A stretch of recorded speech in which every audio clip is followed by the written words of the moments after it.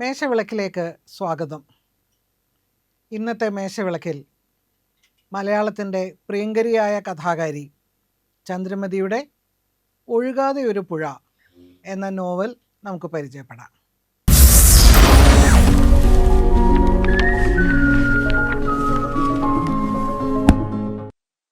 ചന്ദ്രമതി ടീച്ചറിനെ നമുക്കറിയാം. All science കോളേജിലെ ഇംഗ്ലീഷ് അധ്യാപികയായ ചന്ദ്രിക ബാലൻ ചന്ദ്രമതി എന്ന പേരിൽ നിരവധി മനോഹരമായ കഥകളാണ്, നോവലുകളാണ് മലയാളത്തിന് സമ്മാനിച്ചിട്ടുള്ളത്.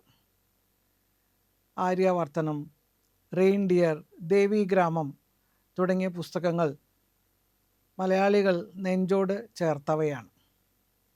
കൂടാതെ ഞണ്ടുകളുടെ നാട്ടിലെ ഒരിടവേള എന്ന ഓർമ്മക്കുറിപ്പ്, ഒരു ക്യാൻസർ സർവൈവറായ ടീച്ചർ എഴുതിയ പുസ്തകം മനോഹരമായ ചലച്ചിത്രമായും നമ്മുടെ മുന്നിലെത്തി. ടീച്ചറിൻ്റെ ചന്ദ്രമതിയുടെ ഏറ്റവും പുതിയ പുസ്തകമാണ് ഒഴുകാതെ ഒരു പുഴ.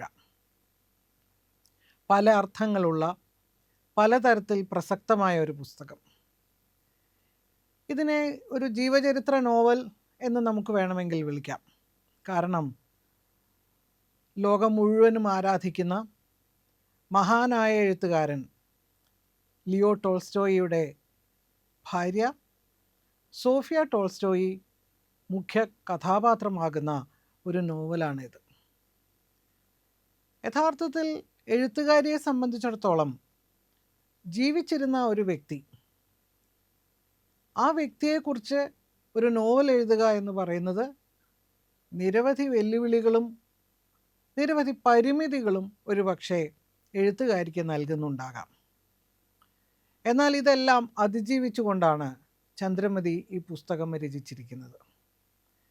കാരണം മഹാനായ ലിയോ ടോൾസ്റ്റോയ്, ലോകം മുഴുവൻ ആരാധിക്കുന്ന, യുദ്ധവും സമാധാനവും, അന്ന കരീനയും പോലെയുള്ള എന്നത്തെയും ക്ലാസിക്കുകൾ തലമുറകളായി അക്ഷരങ്ങളെ ഇഷ്ടപ്പെടുന്ന ഏതൊരു വ്യക്തിയും, ലോകമെമ്പാടുമുള്ള വ്യക്തികൾ നിരവധിയായ തർജ്ജിമകളിലൂടെ ഇത് വായിക്കപ്പെട്ടുകൊണ്ടേയിരിക്കുന്ന രണ്ട് പുസ്തകങ്ങൾ. ഇത്തരത്തിൽ നിരവധി പുസ്തകങ്ങൾ ടോൾസ്റ്റോയി പല അർത്ഥത്തിൽ ഇന്നും അത് സാഹിത്യ വിദ്യാർത്ഥികൾക്കായാലും സാഹിത്യപ്രേമികൾക്കായാലും പ്രിയപ്പെട്ട ഒരു വ്യക്തിത്വമാണ്, ഒരു വിഗ്രഹമാണ്. എന്നാൽ ടോൾസ്റ്റോയി ഒരു അച്ഛൻ എന്ന നിലയിൽ, ഒരു ഭർത്താവ് എന്ന നിലയിൽ, ഒരു കുടുംബനാഥൻ എന്ന നിലയിൽ, ഒരു വ്യക്തി എന്ന നിലയിലൊക്കെ എന്തായിരുന്നു എന്ന് ഒരു പക്ഷേ സോഫിയ പറയുമ്പോഴായിരിക്കാം നാം മനസ്സിലാക്കിയിട്ടുള്ളത്. സോഫിയ 1-2 പുസ്തകങ്ങൾ എഴുതിയിട്ടുണ്ട്. ഡയറി ഓഫ് സോഫിയ ടോൾസ്റ്റോയി ഉണ്ട്, ഡയറി കുറിപ്പുകളുണ്ട്. പിന്നീട് സോഫിയ എഴുതിയ മൈ ലൈഫ്, എൻ്റെ ജീവിതം എന്ന ആത്മകഥ. യഥാർത്ഥത്തിൽ ഒരു 100 വർഷത്തോളം ആ പുസ്തകം അച്ചടിമഷി പുരളാതെ എവിടെയോ ഒളിച്ചു വയ്ക്കപ്പെട്ടിരുന്നു, മറച്ചു വയ്ക്കപ്പെട്ടിരുന്നു. നിരവധി കാരണങ്ങൾ അതിനുണ്ട്. പിന്നീട് 2010 ഈ പുസ്തകം വെളിച്ചം കാണുന്നത്. ഇങ്ങനെ സോഫിയ പറഞ്ഞ കാര്യങ്ങൾ, സോഫിയ എഴുതിയ കാര്യങ്ങൾ, അതിൽ നിന്നും ലഭിച്ച വിവരങ്ങൾ വെച്ചുകൊണ്ട്, അതിൽ നിന്നും ലഭിച്ച സന്ദർഭങ്ങൾ, സംഭവങ്ങൾ, ഇതെല്ലാം കൂട്ടിച്ചേർത്തുകൊണ്ടാണ് ചന്ദ്രമതി ഒഴുകാതെ ഒരു പുഴ എന്ന ഈ പുസ്തകം രചിച്ചിരിക്കുന്നത്. സോഫിയ തന്നെയാണ് ഒഴുകാതെ കെട്ടിക്കിടന്നു പോയ ഒരു പുഴ. ഒരു സ്ത്രീ എന്നുള്ള നിലയ്ക്ക് ഇതിനൊരു സ്ത്രീപക്ഷ വായനയുണ്ട് എന്ന് പലരും നിരൂപണം നടത്തിയിട്ടുണ്ട്. പക്ഷെ അത് മാത്രമല്ല, വളരെ സത്യസന്ധമായ ഒരു ജീവിതത്തെക്കുറിച്ച്, വളരെ സത്യസന്ധമായി ഒരു സ്ത്രീ തൻ്റെ ജീവിതത്തെ നോക്കിക്കണ്ടുകൊണ്ട്, ഉള്ളിലേക്ക് നോക്കിക്കൊണ്ട്, മഹാനായ ടോൾസ്റ്റോയെ ഒരു സ്ത്രീയുടെ, ഒരു ഭാര്യയുടെ കണ്ണിലൂടെ നോക്കിക്കൊണ്ട് എഴുതിയ പുസ്തകങ്ങളും എഴുതിയ വിവരങ്ങളും ഒക്കെ തന്നെ അതൊരു ചരിത്രത്തിൻ്റെ ഭാഗം കൂടിയാണ്. യഥാർത്ഥത്തിൽ ആരാരും അറിയാതെ, ആരും അംഗീകരിക്കാതെ, ആരുടെയും മുന്നിൽ പെടാതെ പോയ ഒരു വ്യക്തിയാണ് സോഫിയ ടോൾസ്റ്റോയ്. എന്ന് മാത്രമല്ല, ഒരുപക്ഷെ ടോൾസ്റ്റോയുടെ ജീവിതം ദുരിതപൂർണമാക്കിയ ഒരു വ്യക്തിത്വമായി പോലും സോഫിയ പലപ്പോഴും വർണ്ണിക്കപ്പെട്ടിട്ടുണ്ട്. ചരിത്രത്തിൽ തന്നെ പലരും അങ്ങനെ രേഖപ്പെടുത്തിയിട്ടുണ്ട്. എന്നാൽ ഈ പുസ്തകം അതിമനോഹരമായ ഒരു നോവൽ എന്നുള്ള നിലയ്ക്ക് തീർച്ചയായും ടോൾസ്റ്റോയുടെ ജീവിതം, സോഫിയയും ടോൾസ്റ്റോയും കൂടെയുള്ള ജീവിതമൊക്കെ തന്നെ ഒരു നോവലിന് ആവശ്യമായിട്ടുള്ള എല്ലാ ചേരുവകളും ഉള്ളതാണ്. പ്രണയം, ചതി, സംശയം, ജീവിതം, പച്ചയായ യാഥാർത്ഥ്യങ്ങൾ, അന്നത്തെ സാമൂഹ്യ രാഷ്ട്രീയ സാഹചര്യം, ഇതെല്ലാം കൂടിച്ചേർന്നതാണല്ലോ അവരുടെ ജീവിതം. ആ ജീവിതത്തെയാണ് ഒരു നോവൽ രൂപത്തിൽ ചന്ദ്രമതി നമുക്ക് മുന്നിൽ അവതരിപ്പിച്ചിരിക്കുന്നത്. സോഫിയയുടെ ജീവിതം അവളുടെ ജനനം മുതൽ മരണം വരെയുള്ള ജീവിതം ജീവചരിത്രത്തിൽ സോഫിയ എഴുതിയിട്ടുണ്ടെങ്കിലും ഈ പുസ്തകം പ്രധാനമായും ടോൾസ്റ്റോയുമായുള്ള സോഫിയയുടെ ജീവിതമാണ്. സോണിയ എന്നെല്ലാവരും സ്നേഹത്തോടെ വിളിക്കുന്ന സോഫിയ. 14 വയസ്സിൽ ആണ് സോഫിയ ആദ്യം ടോൾസ്റ്റോയെ കാണുന്നത്. അവളേക്കാൾ 18 വയസ്സിന് മുതിർന്ന, അന്ന് തന്നെ എഴുത്തുകാരൻ എന്ന് പേരെടുത്തു കഴിഞ്ഞ 34 വയസ്സുള്ള ടോൾസ്റ്റോയ്. യഥാർത്ഥത്തിൽ സോഫിയയുടെ അമ്മയുടെ ബാല്യകാല സുഹൃത്താണ് ടോൾസ്റ്റോയ്. സോഫിയയുടെ കുടുംബവുമായി അടുത്ത ബന്ധമുള്ള ടോൾസ്റ്റോയ് സോഫിയയുടെ ചേച്ചി ലിസയെ വിവാഹം കഴിക്കുമെന്നാണ് പൊതുവെ ഒരു ധാരണ ഉണ്ടായിരുന്നത്. പക്ഷേ ടോൾസ്റ്റോയ്ക്ക് പ്രണയം തോന്നിയത് സമർത്ഥയായ സോഫിയയോടാണ്. 14 വയസ്സിൽ അവളെ കണ്ടപ്പോൾ തന്നെ അനുരക്തനാവുകയും 18 വയസ്സിൽ അവളെ വിവാഹം കഴിക്കുകയും ചെയ്തു. ഒരുപാട് സ്വപ്നങ്ങളുള്ള, മോസ്കോയിൽ താമസിക്കുന്ന, ഏതാണ്ട് അന്നത്തെ കാലഘട്ടം അനുസരിച്ച് വിദ്യാഭ്യാസമുള്ള, ആധുനികമായ ജീവിതം നയിച്ചിരുന്ന, സ്വതന്ത്രയായി ജീവിച്ചിരുന്ന സോഫിയയുടെ അച്ഛനും അമ്മയും ഉൽപ്പതിഷ്ണുക്കളായിരുന്നു. അവരുടെ 3 പെൺമക്കളെയും വളരെ സ്വതന്ത്രരായാണ് വളർത്തിയത്. അങ്ങനെ വളർന്ന സോഫിയ ടോൾസ്റ്റോയിയോടും ഉള്ള ആരാധനയും പ്രണയവും, വളരെ സങ്കീർണമാണ് സോഫിയയും ടോൾസ്റ്റോയും തമ്മിലുള്ള ബന്ധം. 18 വയസ്സിൽ വിവാഹം കഴിച്ച് ഒരു ഉൾനാടൻ ഗ്രാമത്തിലേക്ക്, ടോൾസ്റ്റോയുടെ നാട്ടിലേക്ക് പോവുകയാണ്. അവിടെ ചെല്ലുമ്പോൾ 4000 ഏക്കറിൽ പരന്നു കിടക്കുന്ന ഒരു എസ്റ്റേറ്റ്, അവിടെയുള്ള കൂറ്റൻ ബംഗ്ലാവ്, 36ലേറെ മുറികളുള്ള വലിയൊരു ബംഗ്ലാവ്. ഇദ്ദേഹം ഒരു ജന്മിയായിരുന്നു, അന്നത്തെ ഭൂപ്രഭുവായിരുന്നു. അവിടെയാണ് 18 വയസ്സിൽ വിവാഹിതയായി സോഫിയ എത്തുന്നത്. ആ 4000 ഏക്കർ എസ്റ്റേറ്റിൻ്റെ മുഴുവൻ ചുമതലയും അനേകം നൂറുകണക്കിന് പണിക്കാർ, പലതരത്തിലുള്ള തൊഴിലുകൾ ഏർപ്പെടുന്നവർ, ആ വീടിൻ്റെയും ആ എസ്റ്റേറ്റിൻ്റെയും മുഴുവൻ ചുമതലയും 18 വയസ്സായ സോഫിയയുടെ ചുമലിലായി. എന്ന് മാത്രമല്ല, സോഫിയ യഥാർത്ഥത്തിൽ ടോൾസ്റ്റോയ്ക്ക് ഒരു ഭാര്യ മാത്രമായിരുന്നില്ല.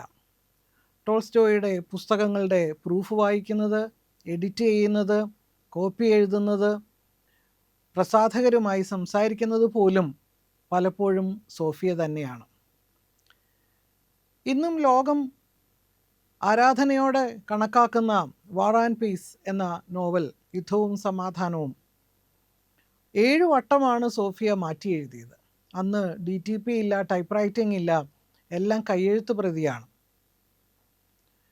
സോഫിയയ്ക്കല്ലാതെ മറ്റാർക്കും വായിക്കാൻ കഴിയാത്തത്ര മോശപ്പെട്ട കൈയക്ഷരമാണ് ടോൾസ്റ്റോയുടെ. അത് വായിക്കുവാനും അത് ചെത്തി മിനുക്കുവാനും എഡിറ്റ് ചെയ്ത് കൂടുതൽ സുന്ദരമാക്കുവാനും പ്രൂഫ് വായിക്കുവാനും ഒക്കെ വലിയ തോതിൽ അധ്വാനിച്ച ഒരു വ്യക്തിയാണ് സോഫിയ.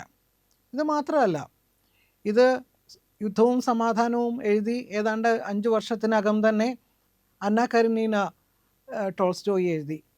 അതും മാറ്റി എഴുതേണ്ട ഉത്തരവാദിത്വം സോഫിയയ്ക്കായിരുന്നു.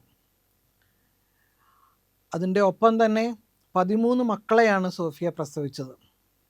13 മക്കളിൽ 5 കുഞ്ഞുങ്ങൾ മരണപ്പെട്ടു. ബാക്കി 8 മക്കൾ. അപ്പോൾ ഒരു അമ്മ എന്നുള്ള നിലയ്ക്ക്, ഭാര്യ എന്നുള്ള നിലയ്ക്ക് മാത്രമല്ല, ടോൾസ്റ്റോയിയുടെ പുസ്തകങ്ങളുടെ എഡിറ്റർ എന്നുള്ള നിലയ്ക്ക് പൂർണ്ണ സമയവും അധ്വാനിക്കുന്ന സോഫിയയാണ് നമ്മൾ ഈ പുസ്തകത്തിൽ കാണുന്നത്. എന്നാൽ ടോൾസ്റ്റോയിയോ? തീർച്ചയായും ടോൾസ്റ്റോയും സോഫിയയും തമ്മിലുള്ള പ്രണയം അത് ഏറ്റവും തീവ്രവും തീക്ഷ്ണവും തന്നെയായിരുന്നു, അവസാന നിമിഷം വരെ. അതിനൊപ്പം അത് ഒരു ലവ് ഹെയ്റ്റ് റിലേഷൻഷിപ്പ് എന്ന് പറയാവുന്നത് പോലെ സ്നേഹവും വിദ്വേഷവും കലർന്ന ഒരു ബന്ധമായിരുന്നു. പലതരത്തിൽ ടോൾസ്റ്റോയിയെ പോലെയുള്ള ഒരു വ്യക്തി യാതൊരു തരത്തിലുള്ള കുടുംബ ചുമതലകളും എടുക്കാത്ത, മാറി മാറി കണക്കാക്കുന്ന വളരെ സങ്കീർണമായ ആശയങ്ങളും സിദ്ധാന്തങ്ങളുമാണ് ടോൾസ്റ്റോയ്ക്ക് ഉണ്ടായിരുന്നത്. ബ്രഹ്മചര്യത്തെക്കുറിച്ചും ലൈംഗികതയിൽ നിന്ന് മാറി നിൽക്കുന്നതിനെക്കുറിച്ചും പ്രഭാഷണം നടത്തുന്ന, ചിന്തിക്കുന്ന, എഴുതുന്ന ടോൾസ്റ്റോയ്ക്ക് 13 മക്കളുണ്ടായി. അതേപോലെ തന്നെ ഗാന്ധിജി പോലും ടോൾസ്റ്റോയുടെ സിദ്ധാന്തങ്ങളിൽ നിന്നാണ് അഹിംസാ സിദ്ധാന്തം എന്നുള്ള ആശയങ്ങൾ കിട്ടിയത് എന്ന് പറയുന്നുണ്ട്. ഒപ്പം ദാരിദ്ര്യത്തിന് എതിരായിട്ടും പട്ടിണിക്കെതിരായിട്ടും, അതുകൊണ്ടാണ് മഹാനായ ലെനിൻ ടോൾസ്റ്റോയിയെക്കുറിച്ച് പറയുന്നത് റഷ്യൻ വിപ്ലവത്തിൻ്റെ കണ്ണാടി എന്ന് പറയാൻ കാരണം അന്നത്തെ റഷ്യൻ സമൂഹം എന്ന് പറയുന്നത്, അന്നത്തെ കർഷകർ, ആ കർഷക സമൂഹം ഒക്കെ തന്നെ വലിയ മാറ്റം മറിച്ചിലുകൾക്ക് സാഹചര്യമുള്ള ഒരു കാലമായിരുന്നു. അന്ന് വലിയ തോതിലുള്ള അസമത്വം, അടിച്ചമർത്തൽ, സാർ ചക്രവർത്തിമാരുടെ വളരെ അനീതിപൂർണമായ നയങ്ങൾ, ഇതൊക്കെ അന്നത്തെ സാധാരണക്കാരെ, പട്ടിണിപ്പാവങ്ങളെ വല്ലാത്ത ദുരിതത്തിലേക്ക് നയിക്കുന്ന ഒരു കാലമായിരുന്നു. അതിൽ ടോൾസ്റ്റോയി തീർച്ചയായും പട്ടിണിക്കെതിരായിട്ടും കർഷകർക്ക് വേണ്ടിയും സംസാരിക്കുന്നു. പക്ഷേ മറുഭാഗത്തോ 4000 ഏക്കറുള്ള എസ്റ്റേറ്റിൽ ഒരു പ്രഭുയായി, ഒരു ഭൂപ്രഭുവായാണ് ടോൾസ്റ്റോയ് ജീവിക്കുന്നത്. ഇതെല്ലാം അദ്ദേഹത്തിൻ്റെ വളരെ വിചിത്രമായ ചില സങ്കീർണമായ കാഴ്ചപ്പാടുകളാണ്. ഒരു ദിവസം പെട്ടെന്ന് ടോൾസ്റ്റോയ് തീരുമാനിക്കുകയാണ് ഇനി മുതൽ സസ്യാഹാരം മാത്രമേ കഴിക്കൂ എന്ന്. എന്നാൽ ഇതൊക്കെ മുന്നോട്ട് പോകുമ്പോഴും കുടുംബത്തെക്കുറിച്ചോ കുഞ്ഞുങ്ങളുടെ ഭാവിയെക്കുറിച്ചോ കുഞ്ഞുങ്ങളുടെ ജീവിതത്തെക്കുറിച്ചോ, ഈ 8 മക്കളെ 13 പ്രസവം എന്ന് പറയുന്നത് പല രീതിയിൽ സോഫിയയെ അലട്ടുകയും ശാരീരികമായി വലിയ ബുദ്ധിമുട്ടുകൾ, വലിയ രോഗങ്ങൾ ഉണ്ടാക്കുകയും ചെയ്തിരുന്നു. യാതൊരു അനുകമ്പയും ഇല്ലാതെ, യാതൊരു അനുതാപവും ഇല്ലാതെയാണ് ടോൾസ്റ്റോയ് പക്ഷേ ജീവിച്ചിരുന്നത്. എന്ന് മാത്രമല്ല, ഒരു ഘട്ടത്തിൽ ടോൾസ്റ്റോയ് എന്ന ഏറ്റവും വിജയിച്ചിട്ടുള്ള ഏറ്റവും പ്രശസ്തനായ എഴുത്തുകാരൻ എന്നുള്ള നിലയ്ക്ക് ധാരാളം പണം എഴുത്തിലൂടെ ഉണ്ടാക്കാൻ കഴിഞ്ഞിരുന്നു. എന്നാൽ ഒരു ഘട്ടത്തിൽ ടോൾസ്റ്റോയ് പ്രഖ്യാപിക്കുകയാണ്, എനിക്കിനിയും പണം വേണ്ട, ഞാൻ എഴുത്തിൽ നിന്നും ഞാൻ പണം ഉണ്ടാക്കാൻ ഉദ്ദേശിക്കുന്നില്ല. പക്ഷേ സോഫിയ അതിനോട് യോജിച്ചില്ല. കാരണം വീട് പുലർന്നു പോകണം. 4000 ഏക്കർ എസ്റ്റേറ്റ് ഉണ്ട് എന്ന് പറയുമ്പോഴും അവിടെ പണം വേണം. ഈ എസ്റ്റേറ്റ് നിലനിർത്താനും പണം വേണം. ഇത്രയും 8 മക്കളെ പഠിപ്പിക്കണം, അവരെ വളർത്തണം. ഇത് സോഫിയയ്ക്ക് ഉണ്ടാക്കിയ വലിയ സങ്കീർണമായ ഒരു അവസ്ഥയുണ്ട്. എന്ന് മാത്രമല്ല, ടോൾസ്റ്റോയി വിവാഹം കഴിക്കുമ്പോൾ തന്നെ നിരവധി സ്ത്രീകളുമായിട്ട് ബന്ധം പുലർത്തിയിരുന്നുവെന്നും ഒരു കർഷക സ്ത്രീയിൽ ഒരു മകനുണ്ട് എന്നും അദ്ദേഹം ഒരു ഡയറിയിൽ എഴുതി വച്ചിരുന്നു. വിവാഹത്തിന് മുൻപ് തന്നെ സോഫിയയെ ഈ ഡയറി വായിക്കാൻ ഏൽപ്പിച്ചു. എൻ്റെ ജീവിതം നീ അറിഞ്ഞിരിക്കണം എന്ന മട്ടിലാണ് ഏൽപ്പിക്കുന്നതെങ്കിലും അത് വായിച്ചിട്ടും സോഫിയ വിവാഹത്തിന് തയ്യാറായി എന്നുള്ളതും സത്യമായിരിക്കുമ്പോഴും ഇത്തരം സ്വഭാവ വൈകൃതങ്ങൾ ടോൾസ്റ്റോയ്ക്ക് ഉണ്ടായിരുന്നു എന്നത് സോഫിയയെ എന്നും സംശയാലുവാക്കുകയും അതിൻ്റെ പേരിൽ വലിയ വഴക്കുകൾ ഇരുവരും തമ്മിൽ ഉണ്ടാവുകയും ചെയ്തിട്ടുണ്ട്. ഇതൊക്കെ ഒരു ഭാഗത്തുണ്ടാവുമ്പോഴും ഒരിക്കലും ടോൾസ്റ്റോയെ വിട്ടുപോകാൻ സോഫിയ ആഗ്രഹിച്ചില്ല. ടോൾസ്റ്റോയുടെ മഹത്വം എല്ലാവരും കൊട്ടിഘോഷിക്കുമ്പോൾ മഹാനായ ടോൾസ്റ്റോയുടെ ഭാര്യ എന്നതിനപ്പുറത്ത് ആ മഹത്വത്തിൽ ഒരു വലിയ പങ്ക് സോഫിയയ്ക്ക് ഉണ്ടായിരുന്നു എന്നത് ലോകം തിരിച്ചറിയുകയോ അംഗീകരിക്കുകയോ ചെയ്തില്ല എന്നുള്ളതാണ് സോഫിയയെ വല്ലാതെ വേദനിപ്പിച്ചത്. ലോകം മാത്രമല്ല, ടോൾസ്റ്റോയി അംഗീകരിച്ചില്ല എന്നുള്ളതാണ്.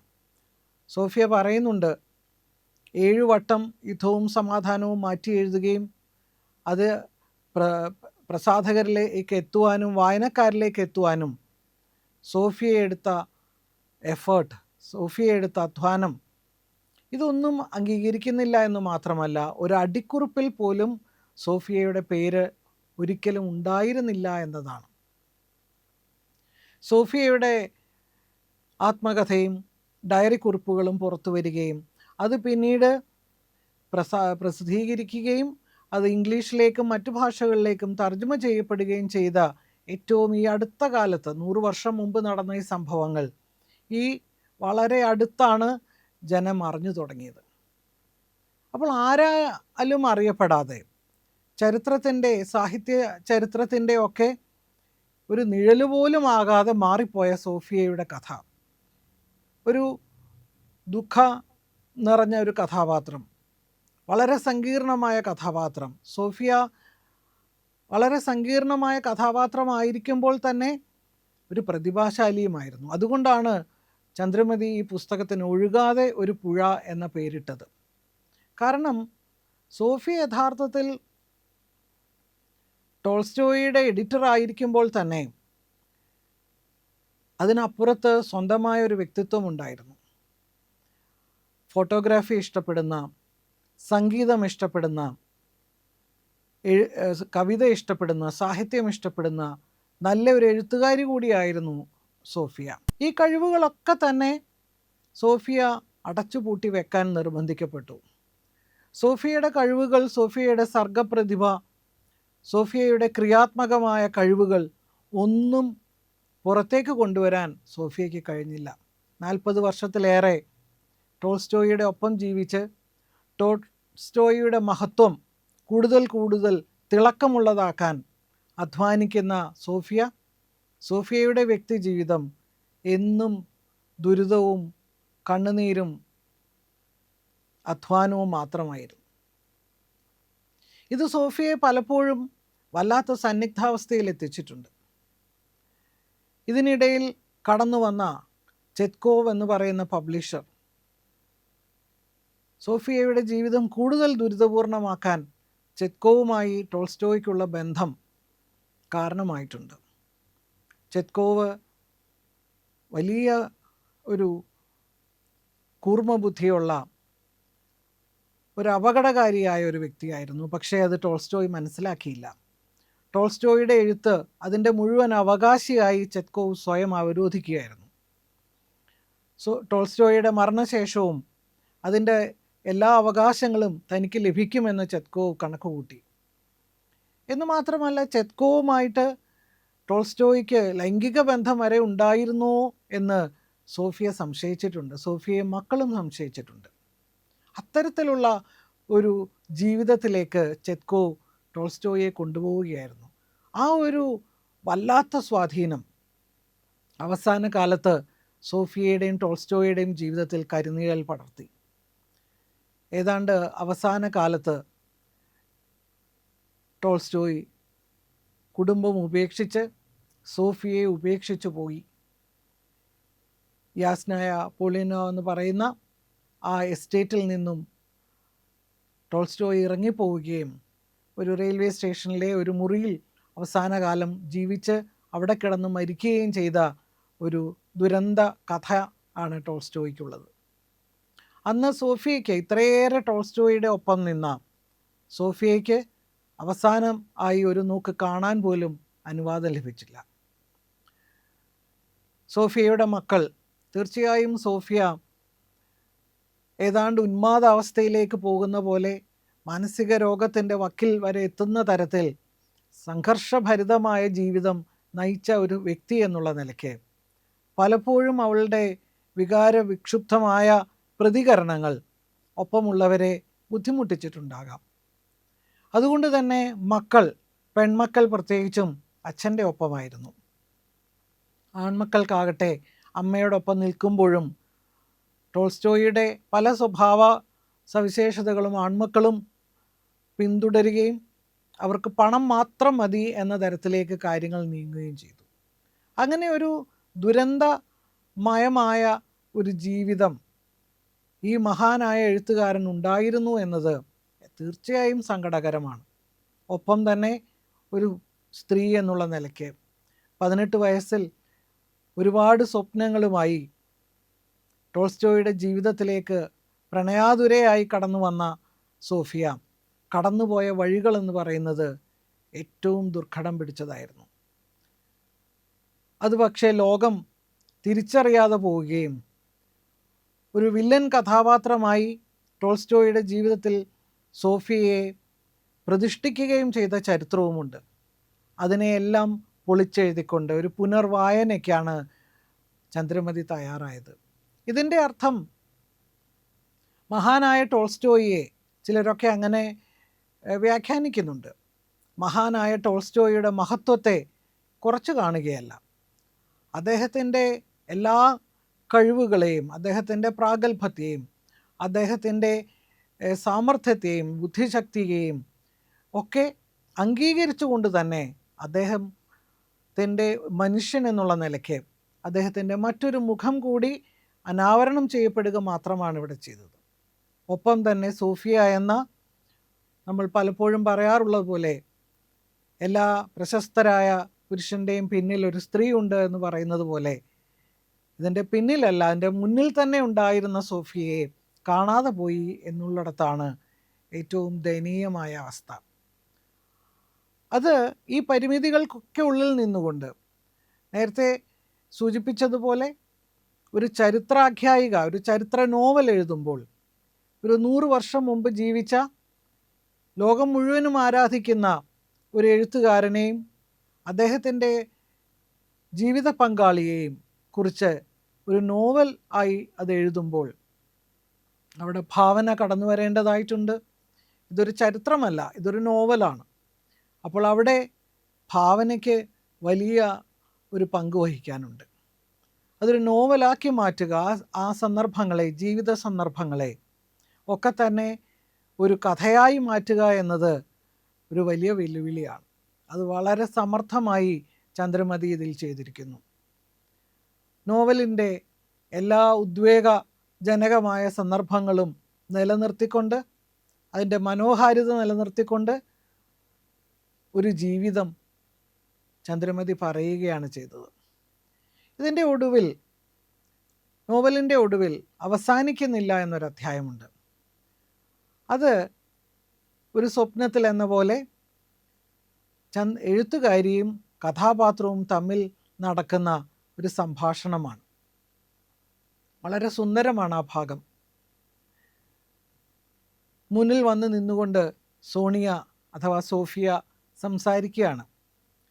ഞാൻ നിന്നെ ചന്ദ്ര എന്ന് വിളിക്കാം, എന്നെ എല്ലാവരും സ്നേഹത്തോടെ ചന്ദ്ര എന്ന് വിളിക്കുന്നു എന്ന് ചന്ദ്രമതി പറയുമ്പോൾ ഞാൻ ചന്ദ്ര എന്ന് വിളിക്കാം.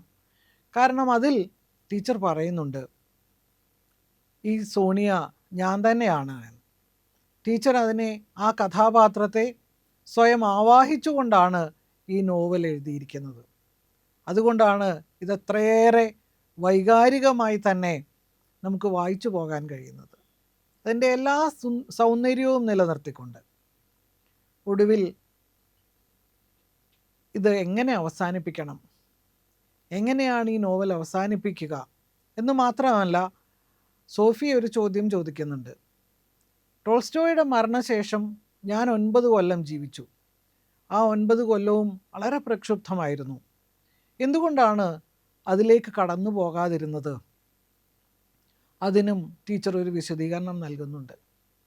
അങ്ങനെ കഥാപാത്രവും കഥാകാരിയും തമ്മിലുള്ള ആ സംഭാഷണത്തോടെയാണ് ഈ നോവൽ അവസാനിപ്പിച്ചിരിക്കുന്നത്.